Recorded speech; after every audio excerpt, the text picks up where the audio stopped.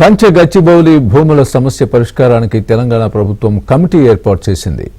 3 మంత్రుల బృందంతో కమిటీ ఏర్పాటు చేయాలని నిర్ణయించింది. హెచ్సియు విద్యార్థులు ప్రజా సంఘాలతో కమిటీ సంప్రదింపులు చేయనుంది.